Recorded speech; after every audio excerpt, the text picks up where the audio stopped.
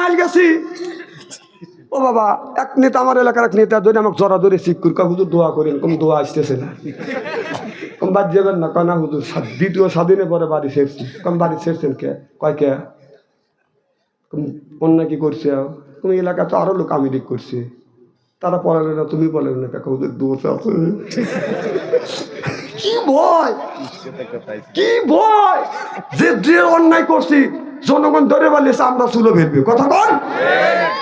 হুজুর আমাকে হুজুর এই মহিলা ক্ষমতা রাখার জন্য তার সাথে দ্বন্দ্ব করিনি, গ্রামের মানুষের সাথে দ্বন্দ্ব করছি, বোর সাথে দ্বন্দ্ব করছি, গ্রামের মানুষকে মারছি, আর এই মহিলা লয় করে চললাম আমার বাড়িতে পার হলো, আমার কিছুই করলো না। এখন আমরা বন জঙ্গলে ঘুরি, কথা কয় না রে।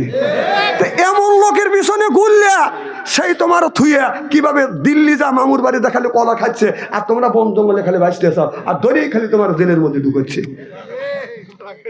তারপরে শাস্তালে দয়া কয় মা আসবে, মা আসবে, তোর মা আসুক, কথা কয় না, তোর মা যদি আসতো নি তোর থুয়ে গেল নি। 800 বছরের ইতিহাস কলঙ্কিত করছে। 800 বছর আগে রোম আর পারস্যের বাদশা রাইতের বেলা বলা গেছে, 800 বছর পরে আমাদের দেশের নেত্রী বলেছে, নেতারা ডুব দিয়ে বসে আছে।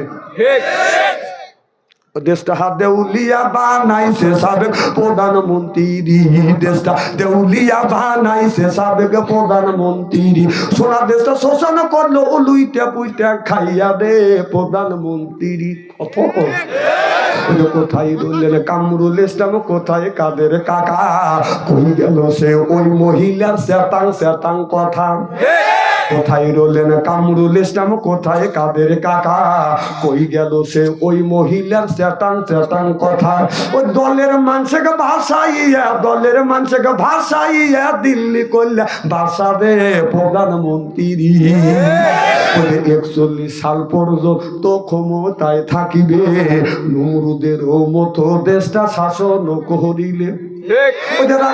ওই ছাত্রদের ওই রক্ত নিয়ে কেমন খেলা খেললে রে প্রধানমন্ত্রী, দেশটা দেউলিয়া বানাইছে সাবেক প্রধানমন্ত্রী। চিল্লে বলুন ঠিক কিনে, কারণ এই দেশে যেটাই ধরা পড়ছে 4000 কোটি টাকা ধরা পড়তেছে, ওই টাকা ওর বাপের না, আপনার আমার। এটা ভয় খেতেছে, যদি আবার কোনদিন ঘুরে আসে বাবা। আর এই রাজনীতি বাংলাদেশে নাই, ওইটা আর থাকবে না। এই যে ইসকন পার্টি একটা সংগঠন তৈরি হয়েছিল হিন্দুদের, এই সংগঠন ওদের সাহস নাই বাংলাদেশে আন্দোলন করে।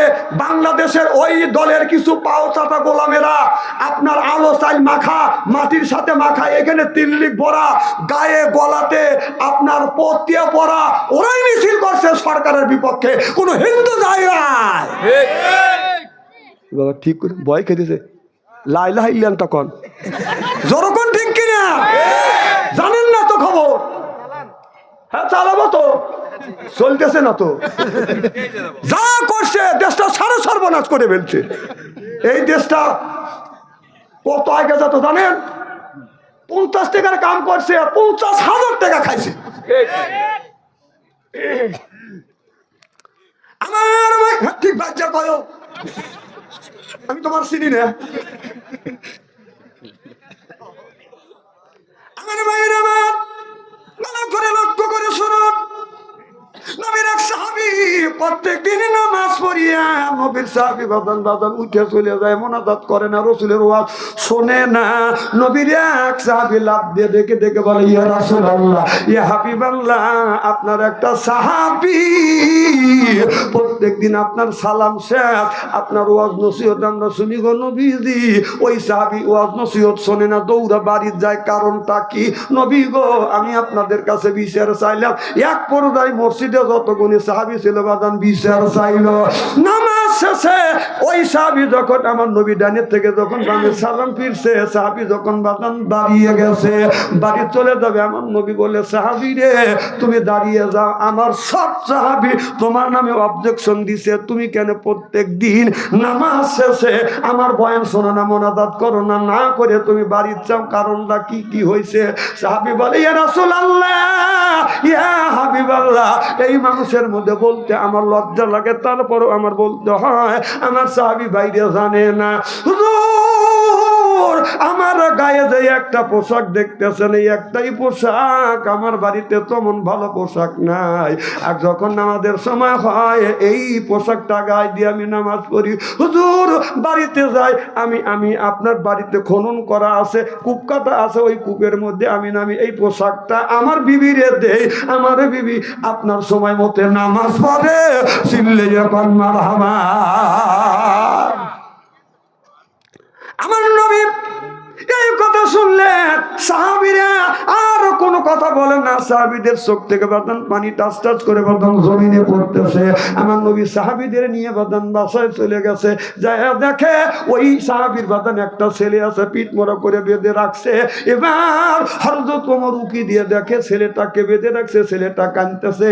এবার দেখে বলে, ইয়া রাসূলুল্লাহ, ইয়া হাবিবাল্লাহ, আপনার এই সাহাবী তো ভালো কাজ করতেছে, একটা কাপড় নিয়ে নিজেও নামাজ পড়ে, বিবিকেও নামাজ পড়া, কিন্তু আর এক কাজ খারাপ করতেছে। কয় কি কাজ? এই যে শিশু বাচ্চা, এ তো অন্যায় করে নাই, এক এক কষ্ট করে রশি দিয়ে শক্ত করে বেঁধে রাখছে, হাতে দাগ পড়ে গেছে, ছেলেটা কাঁদতেছে। আমার নবী এই কথা শুনিয়া ওই বাচ্চাটার কাছে যে হাতের রশি খুলে দিল, হাতের রশি পা রশি খুলে দিয়ে চোখের পানি মুছে দিয়ে কপালে চুমো দিয়ে বলে, তোমার মা তোমার আব্বা এত নিষ্ঠুর, তোমাকে এইরকম করে আপনার কষ্ট দিয়েছে। সাহাবী রে, তোমার এই শিশু বাচ্চা তো কোনো অন্যায় করে নাই, যার আমল নামায় পাপ লেখা হয় নাই। ও সাহাবী, তোমার এই শিশু বাচ্চাটাকে কেন তুমি এইরকম করে আঘাত করলে, এরকম করে বাঁধতে লাগলে, হাতে দাগ গেছে। সাহাবী চোখের পানি ফেলে কান্দে, নবী গো, আমি গরিব মানুষ, এই যে একটা খেজুরের গাছ দেখতেছেন, এই গাছটা আমার ছিল, আমি 1% জায়গা বেচছি, এই জায়গা বেচার কারণে এই গাছটা এই ইহুদির বাগে পড়ে গেছে। হুজুর ওই গাছের থেকে আপনার খেজুর পরে, এই খেজুরটা আমার ছেলে খায়, এই ছেলেটা যদি পরা খেজুর খায়, ইহুদি গালি দেয়, তোমার ছেলেকে বাইরে রাখতে পারো না, তোমার ছেলেকে ঠেকা রাখতে পারো না, আমার গাছের খেজুর কেন খায়? হুজুর জায়গা ছিল আমার, গাছটাও ছিল আমার, তারপরে এই গাছের ফল যখন পড়ছে পাইয়াও খায় না, পরা ফল খায়, ইহুদি সহ্য করতে পারে না, ছেলেকে নিষেধ করি, ছেলে ছেলে না দৈনিক যা ছেলেটা ওই খেজুর খায়। আমার নবী বললে, বাবুরে কেন তুমি ওই খেজুর খাইতে যাও? তোমার আব্বা তোমাকে নিষেধ করে, মা নিষেধ করে, তারপরও নিষেধ শোনো না। ছেলেটা চোখের পানি ফেলে দিয়ে কান্দে, নবী গো আপনি আমার পেটে হাত দিয়ে দেখেন। আমার নবী পেটে হাত দিয়ে দেখে, শিশু বাচ্চার পেটটা পিঠের সাথে লেগে গেছে। নবী গো 2 দিন পর পর পর পর খাবার খায়। হুজুর ক্ষুধার যন্ত্রণা সহ্য করতে না পেরে, হুজুর আপনি তো বলেছেন জীবন বাঁচানোর জন্য আপনার মরা গরুর গোশত খাওয়া যায় আছে। জনগণ সুবহানাল্লাহ। হুজুর আমি আমার জীবনটা বাঁচানোর জন্য মা বাবার গাল শুনি, মার খাই, তারপরে ইহুদির গাছের পরা খেজুরটা খাই হুজুর জীবন বাঁচানোর জন্য। এটা যদি আমার অন্যায় হয়, এইটা যদি অপরাধ হয়, হুজুর আপনি নিজ বিচার করে দেন, এটা আমার অপরাধ কিনে। আমার নবী চোখের পানি ফেলে দিয়ে দিয়ে কান্দে, কথা বলে না। এমন সময় ইহুদিকে ডেকে আনলেন। ইহুদিকে আমার নবী বললেন, ইহুদি রে, এই গাছটা তো আমার সাহাবীর ছিলে, এই জায়গাটা বিক্রি করছে, তোমার ভাগে পড়ে গেছে, এই গাছটা আমার কাছে বিক্রি করে দাও, আমার কাছে বিক্রি করো, আমার সাহাবীর কাছে বিক্রি করো। ইহুদি বলে, না না, গাছটা আমি বিক্রি করব না। এর মানে ও বেজাল বাবা ব্যবসা অনেক আছে, বাবা মারা গেছে, চাচার কাছে বাদাল লালিত পালিত হচ্ছে, ওই চাচা বাতিজাকে পাম দিয়া দিয়ে বা যত জমি ছিল ওই বাতিজার কাছ থেকে চাচা রেজিস্ট্রি করে নিছে। কথা বুঝতেছেন না? অনেক হাজি আছে, ছেলে আপনার ওই আপনার চাকরি করে, আপনার বছর গেলে বাদান আপনার 1.5 বিঘা করে জমি কেনে, রাস্তায় যা গল্প করে, 2 বার আমি হজ করছি, জিজ্ঞাসা করলাম বাদান আপনি হজ করছেন, টাকা দেয় কে? কয় আমার বেটা টাকা দেয়। তোমার বেটা একটা যদি টাকা দেয়, সরকারে চাকরি করে কয় লক্ষ টাকা বেতন পায়, কয় 40,000 টাকা বেতন পায়, কোন বছরে কয় হাজার করে টাকা দেয়, হুজুর 20 লাখও দেয়, 30 লাখও দেয়। এবছর 8 লাখ দিয়ে আমি 10 লাখ দিয়ে 2 জন জামাই বউ 2 জন হজ করে আইছি। আমি বললাম কুত্তা, তোর ছেলে 40,000 টাকা চাকরি করে 10 লক্ষ টাকা দিয়ে হজ করাইছে, এরপরে 2 বিঘা জমি কিনছি, তোকে হাজি বলে কে? তুই কুত্তর চাইতে খারাপ। তুই হিসাব করিস না এই ছেলে টাকা কোত্থেকে জোগাড় করলো, কোত্থেকে আনলো, ওই টাকা দিয়ে হজ করে খাবার খাইয়া চাষতলে যায় হেহা করে লিট খেয়াও। অনেক মানুষ আছে ছেলে চাকরি করে বিদেশ চলে গেছে, নামাজও বাদন পরে না, টর্চ লাইট নিয়ে বাদন চাষতলে যাইয়ে ওই যে স্টলে বসে রাত 11টার মনে তার উপরে পাও তুলিয়ে চা খায় আর গল্প করে। কথা বুঝতেছেন না? যখন যায় স্টলে কথা বলে বাদান গায়ের বলে ওই যে টেকা আছে, এরপরে বাদান যদি পায় গল্প কেউ করে না বাদান অল্প, তারপরে বাদান খায় পান, মনের মধ্যে আছে গুনগুননি গান, একটু খায় হাকিমপুরি জর্দা, শরীর তার গামে যায় বুঝায় আমি বড় মর্দা। না এখন তো ঠিক কবি, তখন তো কবির পারো না। ওই যে হাজি, ওই যে লোক যা বসে, আমাদের দেশে কিছু হাজি আছে আসরের নামাজ পড়ে চাষতলে যা বসে, যেই চাষতলে আপনার সিডি টিভি চলে, যা চা খায় ছবি দেখে, নায়িকা কে দালে ও গেছে চা খাবেন না ছবি দেখবে না। না তুমি যদি চা খাইতে যাও, এক কাপ চা খাইতে 5 মিনিট লাগে, 5 মিনিট চা খা তুমি চলে আসছো। উনি তো ওই যে বসা বসে, বসার পরে 1 বছর 3 কাপ চা খায়, সাবনুর আর সাবিব খানের ছবি দেখে। কত আছে না নাই? এর মানে তোমাদের আজান যখন দেয় আদি সব দৌড়ে দেয়, অজু দেয় না, ওই যে সেরিকারে ড্যান্স দেখছে ওই অবস্থায় যা কাপড় লস্ত ওই যে সালাদা নামাজ পড়তেছে। হাসেন না, হাসেন না, আবার তো সুবহানাল্লাহ বেতালে লোক পাওয়া গেলাম। খুব কি খারাপ লাগতেছে নাকি? হাজি নাই দেখে ওয়াশ করে দুধ পাচ্ছি, বলে সাইডে উঠতো না। না এসব হাজি তো এই কাম করে না।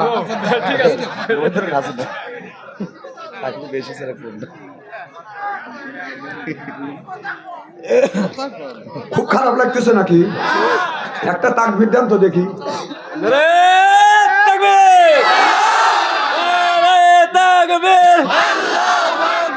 আল কোরআনের আলো সংসদে জালো, আমার ভাইরা আমার ভালো করে লক্ষ্য করে শুনুন। কোন জায়গা জ্বলার লাগে আমি দেখা বলি, এই যে এই জিনিসটা কোন জায়গাতে জ্বলার লাগবে। কারণ সংসদ থেকে ডাক্তার ইউনূস যতদিন আছে, বিগত সরকারের লোকজন এতদিন খালি দোয়া ইউনূস করতে থাকে। কথা বুঝতেছেন না? কারণ নির্বাচিত সরকার আসলে যদি ইটের ডেল দিয়ে থাকো, পাথরের ডেল খাওয়া লাগবে, মনে রেখো। এখন অনেক লোক আছে আপনার তখন ছিল ওই দলে, এখন আবার যে দলের জোর আছে ওই দলে যা ভর্তি হচ্ছে। কথা কন না কেন? আবার এখন ওই সময় যে দল আবার ক্ষমতায় যাবে, আবার পরে যখন যে দল ক্ষমতা যাবে এইটা দিয়ে ওই দলে যাবে। ওই সম্পর্কে আল্লাহ বলছে মুযাবযাবিনা বাইনা যালিকা লা ইলাহা উলাই ওয়া লা ইলাহা উলা।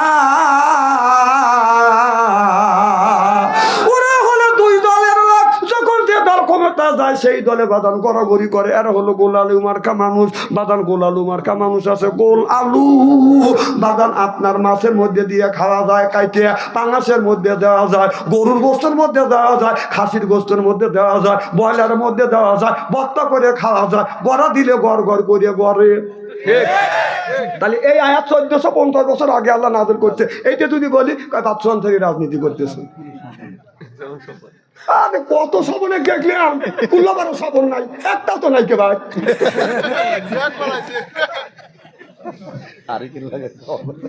কত কাবার স্টেজে আসলে ওয়াজে আসে ওয়াজ করছে, কথা কয় না। হ্যাঁ হ্যাঁ ওয়াজ করছে বসো বছরে। আর ভাবলে হুজুর হ্যাঁ চেয়ারম্যান কোন এখন তো রকো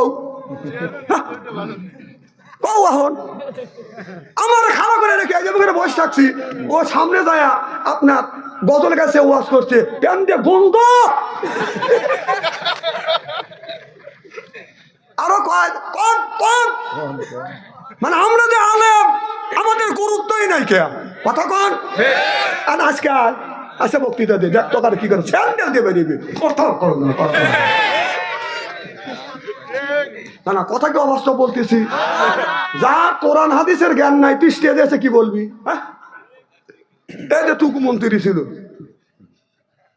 সাথিয়া বেড়া স্টেজে গেলে আমাদের বসার 1.5 ঘন্টা বসা রেখে ওয়াজ করছি কি রকম থাকে চিনতে পারেন আর ওর চামচারা হ্যাঁ ঠিক ঠিক স্যার কারণ তোর সার কোনে আর তোরা কোনে আবার ওই লোক নৌকো বেজোর আগে গেছে ওয়াজের মাহফিলে তার 1.5 ঘন্টা 2 ঘন্টা মোল্লা করে বসা রেখেছে আমার লাগছে 1.5 ঘন্টা বসা আবার 4টার মাহফিলে তো অভিনয় করে গান গায় আবার লাঠি বাড়ি খেলতে গেলে তারাও শান্তি বানে উঠতে হবে ওকে লাঠি বাড়ি খেলা জানে ওদের পেঁচা বেশি করে মানে ক্ষমতা ছিল এখন তুই কোনে এই দিনে ক্ষমতা এত দেখান লাগে না আমার ভাইয়ের আমার ভালো করে লক্ষ্য করে শুনে নি তার ছেলেটা আমার নবী বললেন গাছটা বিক্রি করে দাও কারণ আমি গাছ বিক্রি করবো না কথা বুঝতেছেন না আমার নবী বললেন সাহাবীরা তোমরা যদি এই গাছটাকে কেউ কিনে দিতে পারবে হয়তো জারজা রাদিয়াল্লাহু তাআলা আনহা বললেন ইয়া রাসূলুল্লাহ ইয়া হাবিবাল্লাহ আমি করব এবার নবী যখন চলে গেলেন হযরত জারজা রাদিয়াল্লাহু তাআলা আনহু এবার ইহুদির কাছে যা বলতেছে ভাই ইহুদি তোমার একটা গাছ যদি ছাড়িয়া দাও বিক্রি করো এক গাছের বিনিময়ে আমি 600টা গাছ দিব এই গাছটা তোমার ছাইড়ে দিতে হবে কারণ এই শিশু বাচ্চাটা বাদান ক্ষুধার যন্ত্রণায় সহ্য করতে না পারে খাবারটা খাচ্ছে আমার ভাইরা মা হযরতে জারজা রাদিয়াল্লাহু তাআলা আনহু যখন এই কথা বললেন ইহুদি বাদান রাজি হয়ে গেলেন বলে আমি এই 600টা খেজুর গাছ দেব বাগানটা আছে বাগানটা ধরিয়ে দেবো বাড়ি তোলা মাঝখানে হলো ঘর বাড়ি আছে বাদান চতুর্দিকে বাদান আপনার খেজুরের বাগান 600টা বলে যদি তোমার এই বাড়ি সহ বাগানটা যদি আমার নামে রেজিস্ট্রি করে দেয় একটা গাছ আমি দিয়ে দিব হযরত জারজা রাদিয়াল্লাহু তাআলা আনহু বললে আমি তাই দিয়ে দেবো গাছটা তুমি ছেড়ে দিয়ে লিখিত হয়ে গেল হযরত জারজা রাদিয়াল্লাহু তাআলা আনহু বাড়িতে যা বলে বিবি রে দেরি করিস না তাড়াতাড়ি পরনে যা আছে এইটা নিয়ে বের হ ঘরে যা আছে টাকা নগদ যা আছে এইটা নিয়ে সোনা যা আছে এইটা নিয়ে আসো আর যা আছে এইগুলি ছাড়িয়ে দিয়ে চলে যেতে হবে এবার বিবি তাড়াহুড়ো করে বাঁধেন আপনার পোটলা বাঁধলে স্বামীর কাছে জিজ্ঞাসা করলেন না স্বামী রে এত বড় বাড়ি এত বড় বাগান রাখি কই যাব একটা কথাও জিজ্ঞাসা করলেন না কারণ স্বামী বলেছে গাছটা ইহুদিকে আমি দিয়ে দিয়েছি একটা গাছের বিনিময়ে গাছটা আমি কিনেছি বিবি চিন্তা করছেন ঈশ্বর আমার স্বামী ভালো একটা কাম করছে চিল্লে এখন মারহাবা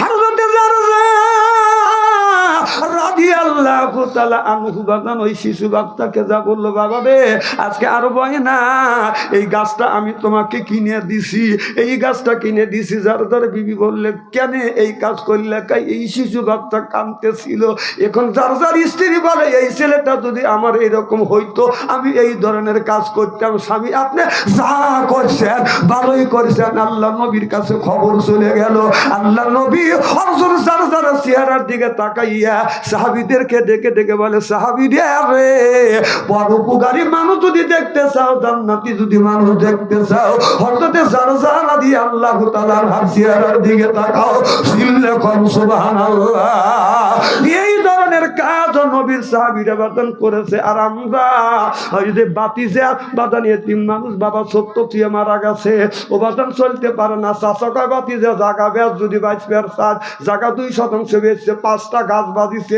চাচা কয় একটা গাছ দেবো না সব আমার এই চাচা আবার বেহেশতে দেবে লেগে বসে থাকে তুই যাচ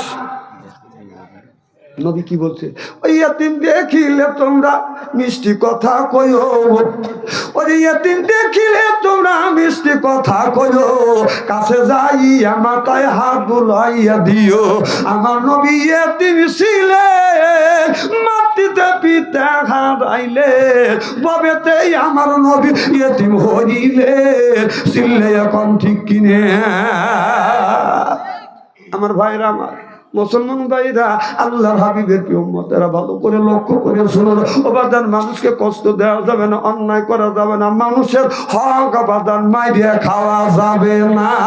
এরপরে 5 ওয়াক্ত নামাজ পড়া লাগবে, রোজা রাখা লাগবে, আল্লাহর হুকুম কিনে মেনে চলা লাগবে। আল্লাহ বলে ইন্নাল্লাযিনা আমানু, ইন্না মানে নিশ্চয়ই, আল্লাযিনা যাহারা ঈমান আনবে ওই আল্লাহর উপরে। মা শাড়ির আঁচল দিয়ে বাঁধান মশা তাড়াইতো, কথা কন। বাবা গামছা দিয়ে মশা তারা দিত। আমি তখন চিন্তা করে দেখলাম আল্লাহ গরুর এত বড় নেজ দিছে, 1.5 হাত নেজ দিয়ে এইরকম করে গরু মশা তাড়াইতেছে। আমি কই আল্লাহ, গরু দিলে মশা আমার দিলে নাকি? হ্যাঁ, আমার নেজ দিলে নাকি? আমার যদি নেজ দিতে আমরা তো এরকম করে তাড়াইতে বসবে কোন, ওরা ওখানে বসবে, জায়গা তো নাই।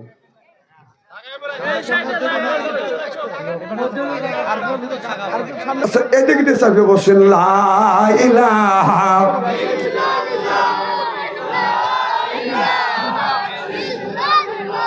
না, লা ইলাহা লা ইলাহা ইল্লাল্লাহু মুহাম্মাদুর রাসূলুল্লাহ সাল্লাল্লাহু আলাইহি ওয়াসাল্লাম। আমি লক্ষ্য করে দেখলাম গরুর ডারা নেজ দিয়ে মশা তাড়ায়। বকরির দিকে চায়া দেখি বকরির 4 ইঞ্চি নেজ। আমি চিন্তা করলাম আল্লাহ যদি গরুর নেজ দিয়ে যদি মশা তাড়ানোর জন্য যদি নেজ দিত, মিডল পয়েন্টে রাখে এইরকম করে খালি গুড়াইতো, এক সাইডে দিলে কেন? আবার চিন্তা করলাম আল্লাহ আমাকে ব্রেন দিছে, ভাষা দিছে, আল্লাহ মাহুল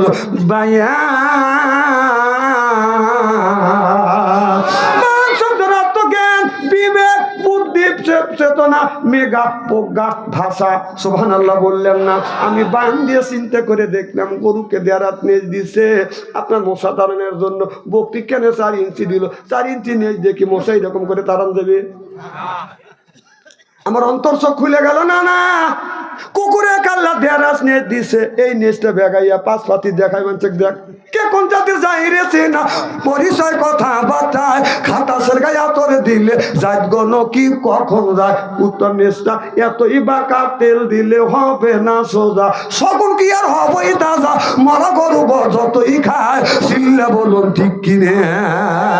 কারণ কুকুরের নেজ বাদান আপনার বড়, বাদান আপনার বাঁকা হয়ে থাকে, তাই না? যদিও বাদান ছেড়ে দেওয়া যায় যাবে তা তেমন বাঁকা হয়ে যায়, গরু কন ঠিক কিনে। আমার ভাইরা সুলেমান আলাইহিস সালামের জামানায় সুলেমান আলাইহিস সালাম জিনদেরকে বলল, জিনেরা মসজিদ তৈরি করো। তারা মসজিদ তৈরি করছে। সুলেমান আলাইহিস সালাম আসে নাই, আবার মসজিদ ভেঙে বুড়ো বুড়ো করছে। কথা বুঝতেছেন না? আল্লাহ নবী পয়গম্বর সুলেমান আলাইহিস সালাম এসে বলে, কেন এরকম করে বাংলা মসজিদ?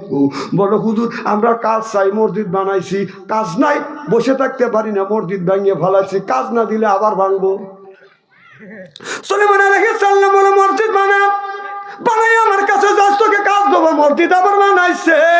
সুলেমান আলাইহিস সালামের কাছে যা বলতেছে, হুজুর মসজিদ বানাইছি, এখন কাজ দেন। কয় কাজ পাস না? কয় না। কয় ওই যে আমার কুকুর আছে, কুকুরের নেজটা সোজা কর। যায় 3-4 জন নেজ ধরে সোজা করে, টান দেয় সোজা হয়, ছাড়িয়ে দেয় ফটস করে বেঁকা হয়, আবার টান দেয় সোজা হয়, ছেড়ে দেয় বাঁকা হয়ে যায়। তখন একজন আর একজনকে বলে, বন্ধুরে এই নিয়ে সোজা করা যাবে না, আপনার তেল লাগা বাসের একটা চুঙ্গ দে। কথা বুঝতেছেন না? চুঙ্গ দিয়ে ঘন্টা 3 রাখছে, জব সাইডিয়া দিছে, আপনার হঠাৎ করে বাঁকা হয়ে গেছে।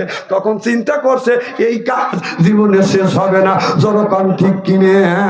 কুকুর জাতীয় কিছু মানুষ আছে, নামাজ পড়ে না, রোজা রাখে না, হজ করে না, যাকাত দেয় না, আল্লাহর হুকুম মানে না, মোল্লাদের কথা শোনে না, মোল্লাদের ধরিয়া ধরিয়া জেলের মধ্যে ঢুকাইয়া ফাঁসি দিছে। চিল্লে কোন ঠিক কিনে? আল্লাহ বলছে, অজা আল্লাহ লিল মুত্তাকিনা ইমামা, একটা নেককার একটা পরহেজগার ইমাম বানাও। সুবহানাল্লাহ। সেই ইমামটা হলো আপনার ওয়ার্ডের ইমাম, সেটা হলো মেম্বার। একটা ইমাম বানাও ইউনিয়নের, সেটা হলো চেয়ারম্যান। একটা ইমাম বানাও, সেইটা হলো থানার এমপি। সুবহানাল্লাহ বললেন না?